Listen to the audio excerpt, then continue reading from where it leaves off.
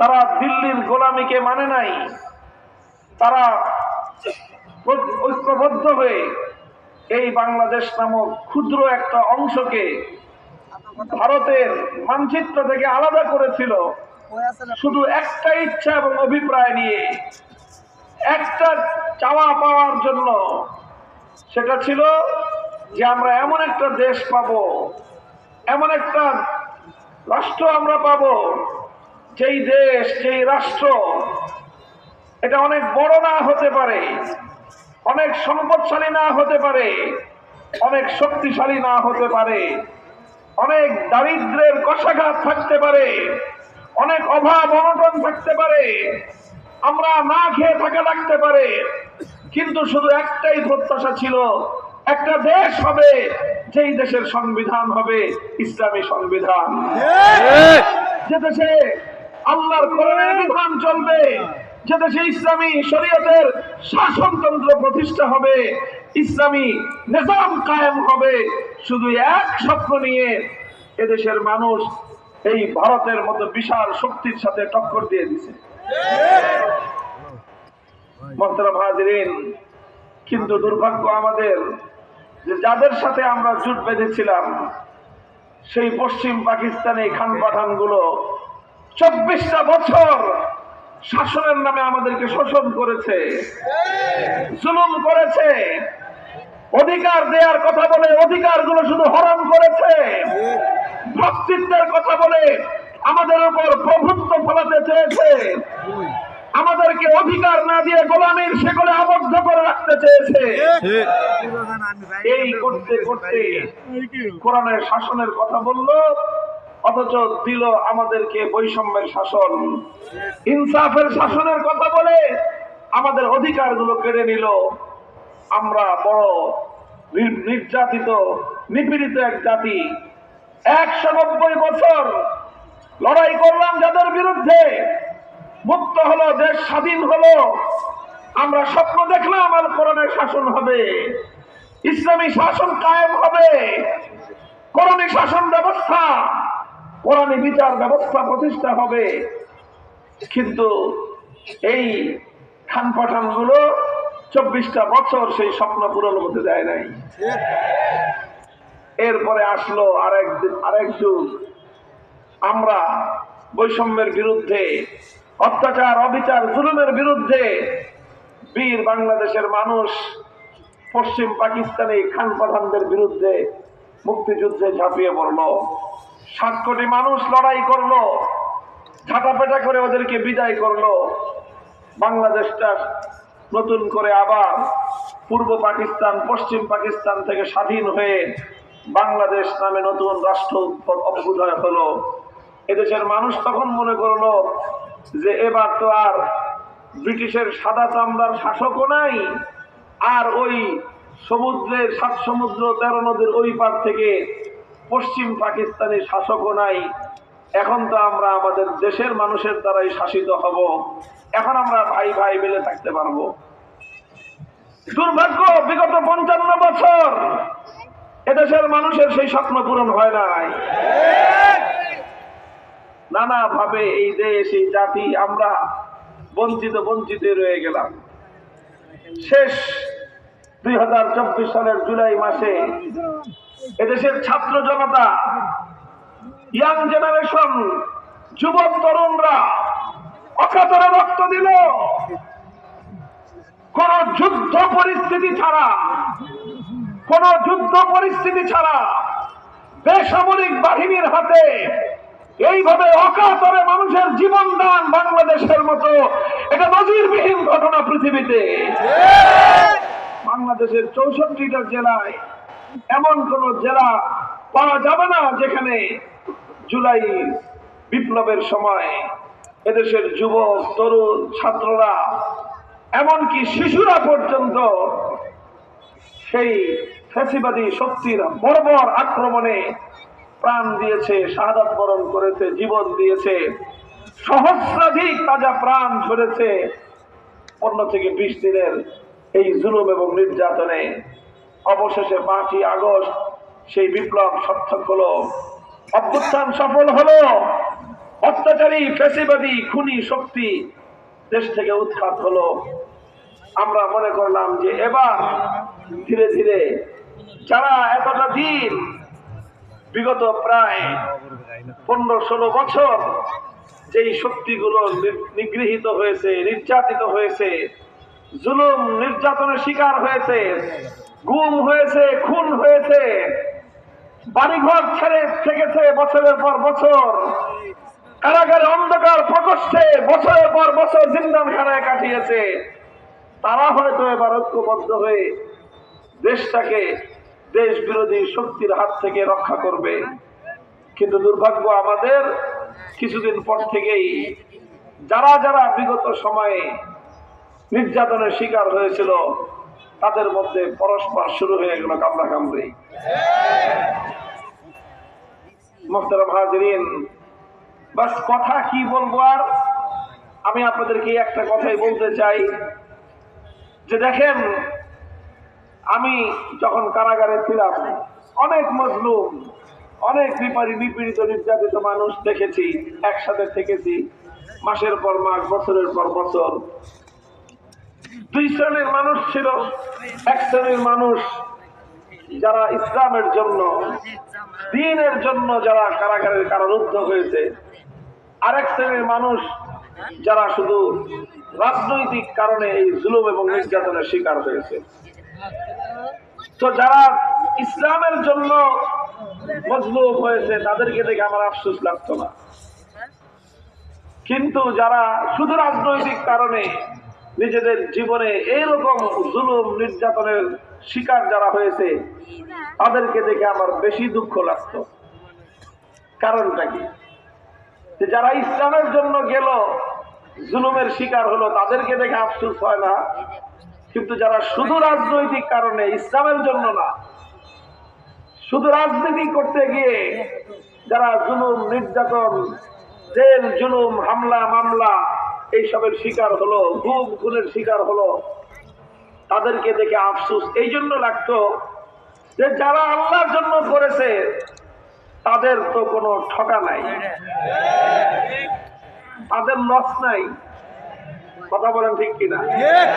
আল্লাহর পথে গিয়ে যদি জীবনটাও চলে যায়, লাভ না লস? বলেন। আল্লাহর পথে যতটুকু যাবে ততটুকুই লাভ। আল্লাহর পথে যতটুকু জুলুম সহ্য করলাম ততটুকুই লাভ। আল্লাহর পথে যতটুকু জেল জুলুম খুলিয়া বরদাস্ত করলাম ততটুকুই লাভ। আল্লাহর জন্য আমার যতটুকু জান মাল কোরবানি হলো পুরোটাই লাভ। কাজে তার জন্য আর আফসোস কি? সে তো একটা লাভেই আছে। আফসোস হতো তাদের জন্য যারা দুনিয়াতেও এইরকম জুলুম আর নির্যাতনের শিকার হলো কিন্তু আল্লাহর জন্য হলো না। তাদেরকে দেখে আমার আফসোস হতো যে বেটা, তুই তো আল্লাহর কাছেও পাইলি না, দুনিয়াতে তো হারাইলি। আমি জানি না, আমার এই লোকদের প্রতি খুব একটা সহমর্মিতা, দুঃখ, কষ্ট, তাদের প্রতি আফসোস তৈরি হইতো। আর মনে হইতো যে হায়, এই সব মাজলুম মানুষগুলো তাদের এই জুলুমের শিকার হওয়াটা যদি একমাত্র আল্লাহর জন্য হতো, একমাত্র আল্লাহ দ্বীনের জন্য হতো, একমাত্র আল্লাহকে রাজি আর খুশি করার জন্য হতো, তাহলে এই লোকগুলি কতই না সৌভাগ্যবান হয়ে যেত। রাসূল আকরাম সাল্লাল্লাহু আলাইহি ওয়াসাল্লামকে এক লোক জিজ্ঞাসা করেছিলেন, একজন ব্যক্তি, আর-রাজুলু ইউকাতিলু আনিল হামিল লিল হামিয়া ওয়ার-রাজুলু ইউকাতিলু লিল ফুলান লিফুলান ফামান ফি সাবিলিল্লাহ। যে এক একজন এক এক কারণে যুদ্ধ করে। কেউ নিজের স্বজাতির প্রেমে যুদ্ধ করে, কেউ নিজের দেশপ্রেমের জন্য যুদ্ধ করে, কেউ নিজের সম্প্রদায়ের ভালোবাসায় যুদ্ধ করে, কেউ নানা কারণে দুনিয়ার রাজনীতির কারণে যুদ্ধ করে। তো এই যারা যারা যোদ্ধা, এদের মধ্যে আল্লাহর পথের যোদ্ধাকে, আল্লাহর পথের যোদ্ধা ফামান ফি সাবিলিল্লাহ, আল্লাহর পথের মুজাহিদকে রাসূল আকরাম সাল্লাল্লাহু আলাইহি ওয়াসাল্লাম জবাব দিয়েছিলেন, মান কাতালা লিতাকুনা কালিমাতুল্লাহি হিয়াল উলিয়া ফাহুয়া ফি সাবিলিল্লাহ মান কাতালা লিতাকুনা কালিমাতুল্লাহি হিয়াল উলিয়া ফাহুয়া ফি সাবিলিল্লাহ। আল্লাহর নবী বললেন, একমাত্র ওই ব্যক্তি আল্লাহর রাস্তার মুজাহিদ, যে ব্যক্তি আল্লাহর জমিনে আল্লাহর কালিমাকে বুলন্দ করার জন্য, আল্লাহর দ্বীনকে বুলন্দ করার জন্য, ইসলামকে বিজয়ী করার জন্য যে লড়াই করে, যুদ্ধ করে, সেই হলো একমাত্র আল্লাহর পথের মুজাহিদ। ভাই, শুধু যুদ্ধ করলেই মুজাহিদ হওয়া যায় না, শুধু লড়াই করলেই মুজাহিদ হওয়া যায় না, শুধু জীবন দিলেই শহীদ হওয়া যায় না। জীবন দিতে হবে কার জন্য? আরেক হাদিসের মধ্যে আল্লাহ রাসূল সাল্লাল্লাহু আলাইহি ওয়াসাল্লাম ইরশাদ করেছেন, তিন ব্যক্তিকে সর্বপ্রথম কিয়ামতের দিন আল্লাহর দরবারে হাজির করা হবে। একজন ব্যক্তি হলো দানবীর, দুনিয়াতে দান খয়রাত করতে করতে চতুর্দিক ভাসায় ফেলেছে। আরেক ব্যক্তি হলো এলেম শিখে অনেক বড় আলেম হয়েছে, মানুষকে অনেক এলেম শিখাইছে, মানুষকে অনেক দিনের দাওয়াত দিয়েছে। আরেক লোক হলো জিহাদ, যুদ্ধ করতে করতে শহীদ হয়ে গেছে। এই তিন ব্যক্তিকে আল্লাহ হাজির করবেন। সর্বপ্রথম হাজির করে তাদেরকে জিজ্ঞাসা করবেন যে আমি যে তোমাদেরকে দুনিয়াতে পাঠালাম, আর তোমাদেরকে যে হায়াত দিলাম, জীবন দিলাম, তোমাদেরকে আমি নিয়ামত দিলাম, তোমরা কি করেছো? তখন একজন একজন করে বলবে। প্রথম দানবীর বলবে যে আল্লাহ, আপনি আমাকে অনেক সম্পদ দিয়েছিলেন, এই সম্পদগুলো দিয়ে আমি আপনার জন্য বহু দান করেছি, মানুষকে অনেক সাহায্য করেছি, দান খয়রাত করেছি। আল্লাহ বলবেন, সব কথা তোমার ঠিক আছে, তুমি দান করেছো, মানুষকে সাহায্য করেছো, দান খয়রাত করেছো, সব ঠিক আছে, তোমার একটা কথা শুধু মিথ্যা। তুমি যে বললা আমার জন্য করেছো, তোমার শুধু এই কথাটা মিথ্যা, আর বাকি সব ঠিক আছে। তোমার দান ঠিক আছে, খয়রাত ঠিক আছে, সাহায্য করছো ঠিক আছে, যেই তোমার কাছে গেছে তুমি তাকে কিছু না কিছু সাহায্য করেছো, তবে আমার জন্য করছো এটা তুমি মিথ্যা বললা। বরং তুমি কেন করেছো এটা? লিতুকালা আন্নাকা জাওয়াদুন, লিয়ুকালা আন্নাকা জাওয়াদুন, তুমি এই জন্য করেছো যেন মানুষের মধ্যে দানবীর হিসেবে তোমার সুপরিচিতি হয়, শুধু এই জন্য করেছো। কাজেই তুমি যেই জন্য করেছিলা, তোমাকে তো দুনিয়ার মানুষ দানবীর বলে তোমাকে সম্মান করত, তোমাকে মানুষের মধ্যে পরিচিতি প্রসিদ্ধি হয়ে গেছিল যে তুমি দানবীর। কাজেই তুমি যেই জন্য করেছো সেটা তো হয়ে গেছে, আমার কাছে কি চাও? তুমি আমার কাছে তোমার কি প্রাপ্য চাও না চাওয়া আছে? কারণ তুমি তো আমার জন্য করো নাই, তুমি তো করেছিলে এই জন্য যেন মানুষ তোমাকে দানবীর বলে। দানবীর তোমাকে দুনিয়ার সব মানুষ দানবীর বলে তোমাকে জিন্দাবাদ দিয়েছে। কাজেই তুমি যেটার জন্য করেছো সেটা তুমি পেয়ে গেছো, আমার কাছ থেকে তোমার আজকে পাওয়ার কিছুই নেই। দ্বিতীয় ব্যক্তি আলেমকে আল্লাহ জিজ্ঞাসা করবে, তুমি কি করছো? সে বলবো যে আল্লাহ, আমি আপনার এলেম, দ্বীনের এলেম শিখেছি, কোরআনের এলেম, হাদিসের এলেম শিখেছি, আর এরপরে এলেম দিয়ে আমি দুনিয়ার মানুষকে অনেক শিক্ষা দিয়েছি, অনেক ওয়াজ করেছি, মানুষকে অনেক নসিহত করেছি, অনেক কিছু করেছি। আল্লাহ এই যে আপনার জন্য করেছি। আল্লাহ তাকেও বলবেন, সব ঠিক আছে তোমার, তুমি অনেক বড় আলেম হয়েছো, তুমি মানুষের মধ্যে অনেক এলেমের প্রচার করেছো, ওয়াজ করছো, সবচেয়ে বড় বক্তা ছিলা, অনেক নসিহত করতে মানুষকে, মানুষ তোমার নসিহত শুনে বহু মানুষ দুনিয়াতে হেদায়েত পেয়ে গেছে। সব ঠিক আছে, কিন্তু তোমার একটা কথা মিথ্যা। তুমি যে বললা আমার জন্য করেছো, ওই কথাটা তোমার মিথ্যা, বাকি সব ঠিক আছে। তুমি এই জন্য এলেম শিখেছিলা, আর এই জন্য ওয়াজ করতা, এই জন্য বক্তা হয়েছিল যে মানুষের মধ্যে তোমার পরিচিতি হয়, ওরে বাপরে বাপ, বিরাট হুজুর, বিরাট মাওলানা, বিরাট বক্তা। এই সুখ্যাতি পাওয়ার জন্য তুমি করেছিলা, আমার জন্য তুমি করো নাই। কাজেই তুমি যেটার জন্য করছো দুনিয়াতে তুমি পাইছো। তুমি কোনো মাহফিলে গেলে অমুকের আগমন, শুভেচ্ছা, স্বাগতম স্লোগান হয়েছে, তোমার নামে বিরাট বিরাট পোস্টারে তোমার নাম লেখা হয়েছে, তুমি জগৎ বিখ্যাত আলেম হয়ে গেছো। মানুষের মধ্যে তোমার পরিচিতি আর সুনামের কোনো অভাব ছিল না, কাজেই তোমার যা চাওয়ার ছিল সব পেয়ে গেছো। আমার কাছে কি চাও? আমার কাছে তোমার জন্য কিছুই নেই। তৃতীয় ব্যক্তি, তাকে আল্লাহ বলবেন তুমি কি করছো? সে আল্লাহ কি করছি মানে জীবনটা দিছিলেন আপনার জন্য, জীবনটা পর্যন্ত দিয়ে দিছি, শহীদ হয়ে গেছি। আল্লাহ বলবেন ঠিক, সব ঠিক আছে, তোমার একই কথা। তুমি তোমার সবচেয়ে মূল্যবান জিনিস, সবচেয়ে মূল্যবান সম্পদ, তোমার জীবন তুমি দিয়ে দিছো, কথা ঠিক। তুমি শহীদ হয়ে গেছো, সেই কথাও ঠিক। তবে কথা মিথ্যা একটা। তুমি যে বললা আমার জন্য জীবন দিছো, এই আমার জন্য দিছো এই কথাটা তোমার মিথ্যা। তাহলে তুমি কেন জীবন দিয়েছিলা? তুমি জীবন দিয়েছিলে এই জন্য লিয়াকাল আন্নাকা জারিউন, যেন দুনিয়াতে তোমার সুনাম হয় যে বাহাদুর, বীর পুরুষ। এইরকম তোমার নামে যেন দুনিয়ার মানুষ তোমাকে স্মরণ করে, তোমার নামে যেন মানুষ স্লোগান দেয়, আর তোমাকে যেন মানুষ অনুসরণীয় মনে করে।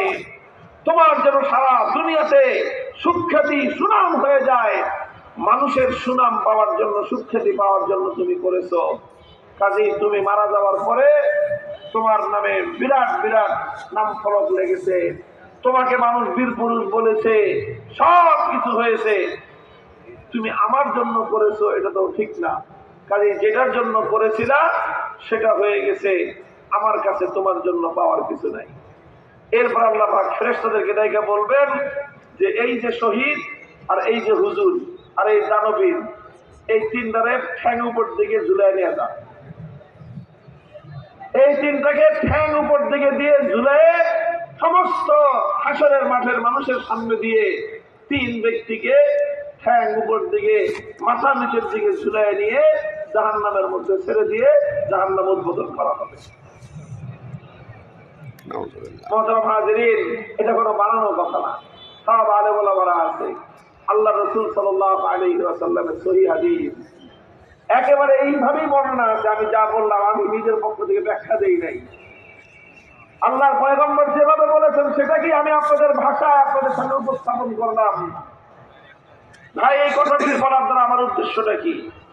উদ্দেশ্য হলো এই, বহু যুবক আছে, বহু মানুষ আছে জীবনের ঝুঁকি নিয়ে সংগ্রাম করে, লড়াই করে, প্রতিপক্ষের সাথে যুদ্ধ করে, জীবনের মায়া নাই।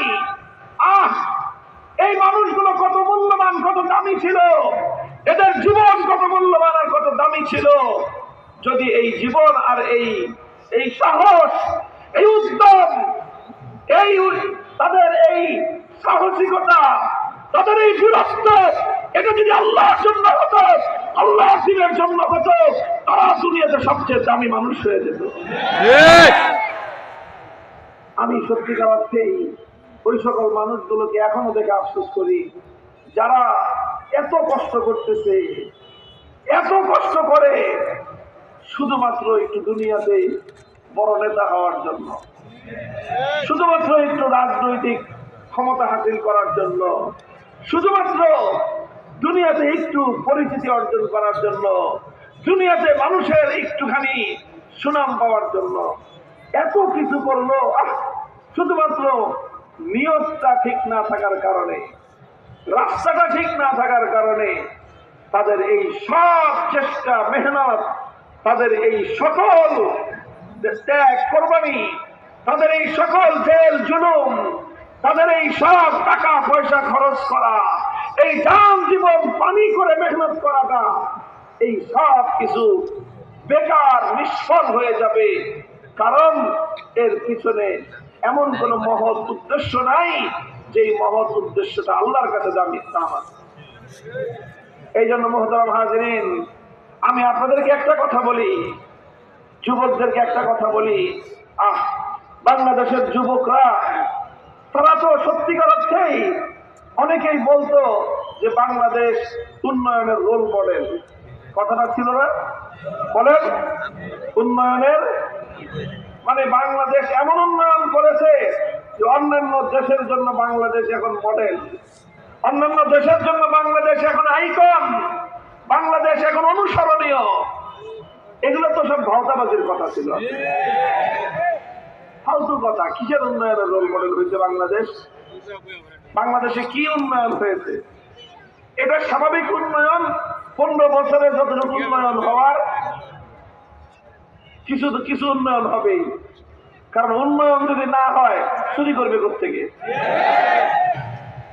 28 লক্ষ কোটি টাকা বাংলাদেশ থেকে চুরি করেছে। করতে পারেন কত? 28 কোটি, 2800 কোটি, 28,000 কোটি, 28 লক্ষ কোটি। এই ভাই, 1 লক্ষ কোটি টাকা কত টাকায় হয় বলতে পারেন? 28 লক্ষ কোটি টাকা। 28 লক্ষ কোটি টাকা অল্প কয়েকটা মানুষ মিলে দেশ থেকে চুরি করে নিয়ে গেছে।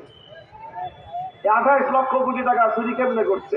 এই যে মেগা মেগা প্রকল্প নিচ্ছে, এখন যত বড় বড় প্রকল্প তত বড় চুরির ব্যবস্থা। এই কাম যদি 10 টাকা, চুরি করবেন কয় টাকা বলেন? সবচেয়ে বেশি চুরি করলে তো 8 টাকা নয় 9 টাকায় চুরি করতে পারবেন। 1 টাকার তো কাম করতে হবে।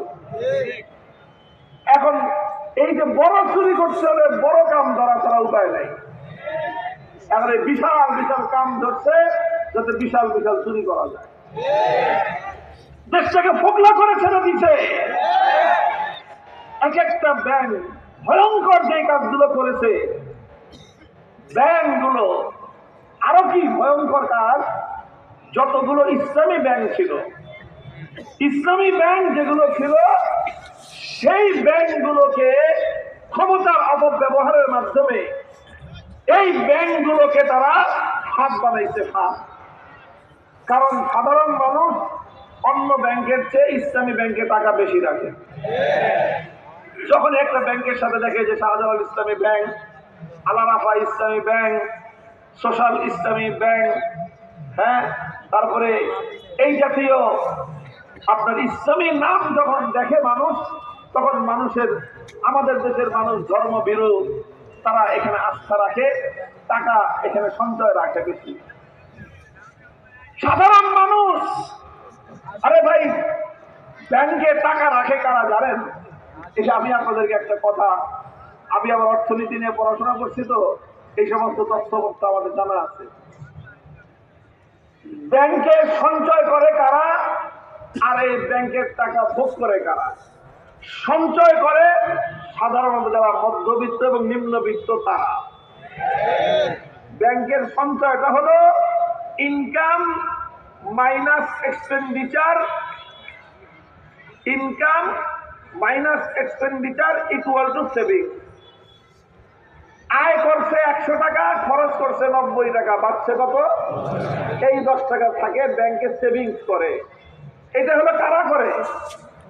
কারা করে? শত কোটি টাকার মালিক যারা, এরা না। যারা হাজার হাজার কোটি টাকার মালিক, এরা কেউ ব্যাংকে টাকা রাখে না। শত কোটি টাকার মালিক কেউ ব্যাংকে টাকা রাখে না। কোটিপতি যারা, এরা কেউ ব্যাংকে টাকা রাখে না। ব্যাংকে টাকা রাখে কারা? যার বেতন মাসে 25,000 টাকা, সংসার খরচ হয়ে যায় 22,000, ওই 3,000 টাকাও যদি ব্যাংকে না রাখে জানে থাকবে না। চিন্তা করে 10 বছর পরে কি করব, এই জন্য একটা ডিপিএস খুলে 2,000 3,000 করে করে মাসে জমায়। এই ভাই, মাসে জমায় কে? বড় লোকে জমায়? জমায় কারা? গরিব মানুষ, মধ্যবিত্তের মানুষ, তারা একটু একটু করে জমায়। যদি কোনোদিন বড় একটা টাকার প্রয়োজন হয়, 10 বছর পরে, 20 বছর পরে, 50 বছর পরে, যখন আমি বুড়ো হয়ে যাব, তখন যেন আমার একটা কিছু উপায় থাকে, এই জন্য একটু একটু একটু একটু করে নিজের খাবার পয়সা বাঁচায়, নিজের শখ পূরণ না করে, নিজের একটা চাদর কম কিনে, একটা পাঞ্জাবি কম বানায়, একটা শাড়ি, একটা জামা কম কিনে, সেই টাকাটা মাসের শেষে ব্যাংকে রাখে। এই হলো ব্যাংকের ডিপোজিট। এই হলো ব্যাংকের ডিপোজিট। এইভাবে হাজার হাজার লক্ষ লক্ষ মানুষ ব্যাংকগুলোতে টাকা রাখে। আমরা এরকম গরিব মানুষ 1 লক্ষ মানুষ মিলে যেই টাকাটা রাখলো, ওখানে গিয়ে মনে করেন বললো 10,000 কোটি টাকা। আর এক শিল্পপতি আইসা একদিন ব্যাংকের ম্যানেজার রে ঘুষ খাওয়ায়, অথবা ব্যাংকের যারা ম্যানেজমেন্টের দায়িত্ব আছে, ওরা নিজেরা আলাপ আলোচনা করে যোগ সাজস করে একজনকে 10,000 কোটি টাকা তাকে লোন দিয়ে দিল। এখন এখন এই বেটা 10,000 কোটি টাকা লোন নিতে কি জন্য?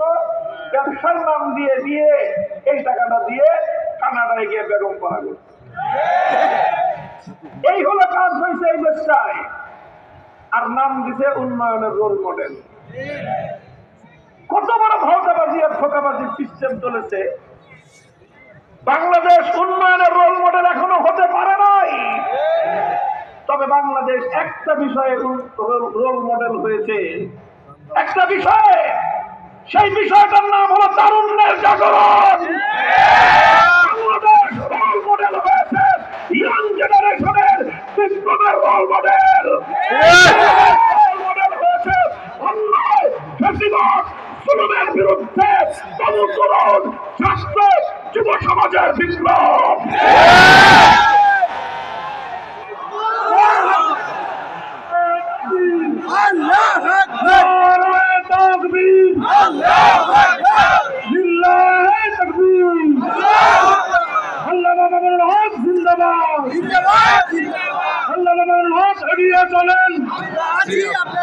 আমরা আছি আপনার সাথে।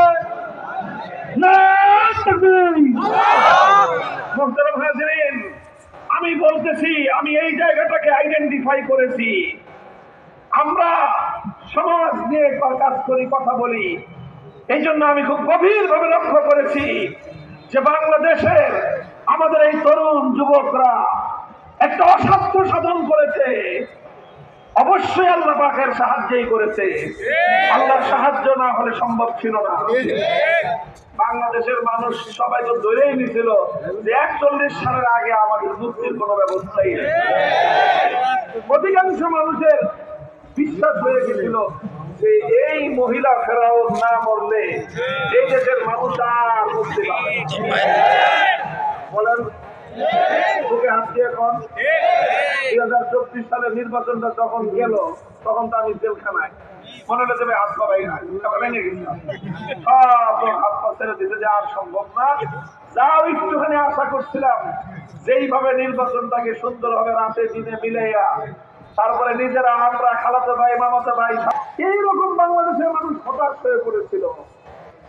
সেই হতাশার জায়গায় فَأَتَاهُمُ اللَّهُ مِنْ حَيْثُ لَمْ يَحْتَسِبُوا وَقَذَفَ فِي قُلُوبِهِمُ الرُّعْبَ يُخْرِبُونَ بُيُوتَهُمْ بِأَيْدِيهِمْ وَأَيْدِي الْمُؤْمِنِينَ فَاعْتَبِرُوا يَا أُولِي الْأَبْصَارِ।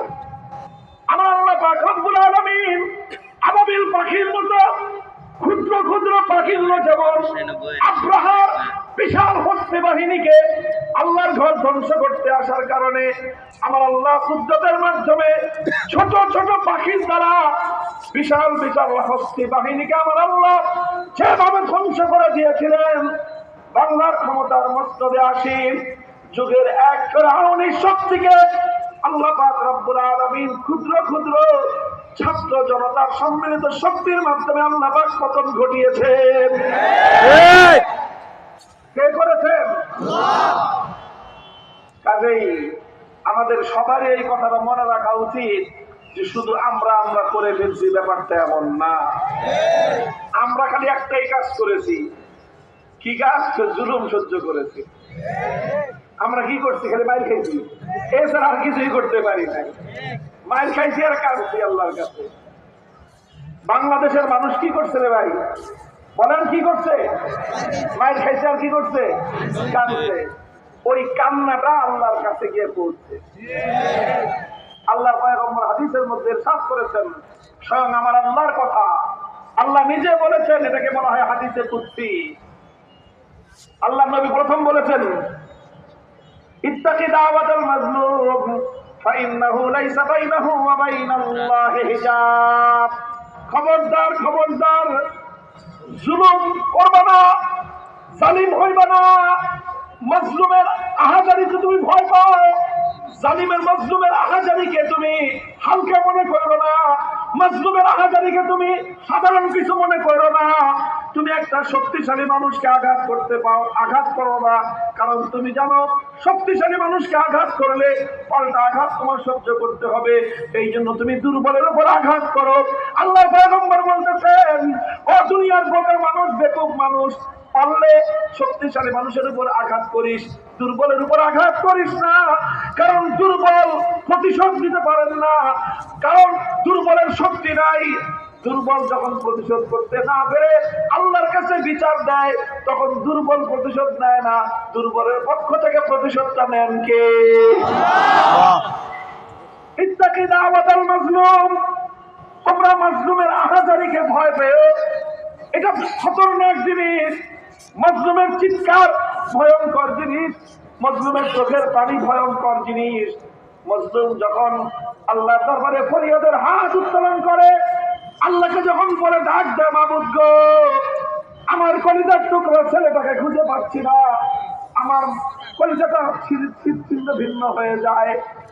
একটা মা যখন খোদার দরবারে ফরিয়াদের হাত উত্তোলন করে, যে আল্লাহ, আমার বাচ্চা ধন গুম হয়ে গেল, মাসের পর মাস আমি তারে পাই না, রাতের পর রাত কেটে যায়, মায়ের ঘুম আসে না, মা আশায় বুক বেঁধে থাকে, এই বুঝি তার হারিয়ে যাওয়া সন্তান তার কোলে ফিরে আসবে।